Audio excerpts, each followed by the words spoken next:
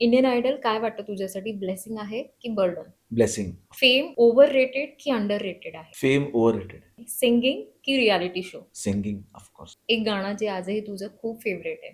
जिंदगी के सफर में. प्राउड मोमेंट आयुष्यातली. हा फर्स्ट अल्बम ज्यावेळेला रिलीज झाला, स्पेशली सेकंड अल्बम. आजचा अभिजित हा आणि आधीचा अभिजित जर कम्पेअर केला, हा वर्सेस केलं, तर कुठली गोष्ट आहे की जी आजही तू तुझ्यामध्ये आहे? हंबल राहणं, म्हणजे आता स्वतःच्या तोंडाने बोलतोय पण आणि एक चांगली गोष्ट माझ्यामध्ये आहे असं मला वाटतं, की मी कोणत्याही गोष्टीला असं म्हणजे मनात ठेवून नाही राहिलोय. मी लवकर गोष्टींना विसरतो, झटकतो आणि पुढे चालतो. एक गैरसमज जो तुला वाटतो की परसेप्शन आपण म्हणतो हं. प्रत्येकाचं एखाद्या व्यक्तीबद्दल हां, असतं. की मी खूप लाजरा-बुजरा आहे. मी तसा नाही आहे. मी खूप टाईमपास माणूस आहे. मस्ती हां, आणि हां, हां. गप्पा-टप्पा असं हां, छान. म्हणजे बायको कंट्रोल आहे. चाल बसा. ते आम्ही त्यामुळे पाहिलं, आम्ही आहे सारे ना? खवय्येमध्ये. एक क्षण जेव्हा मी हरलो.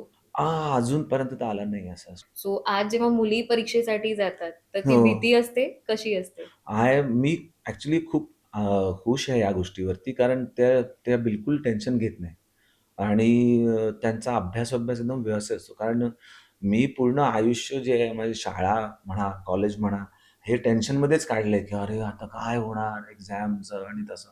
But they are very well sorted girls. त्यामुळे एक चांगली गोष्ट आहे ही.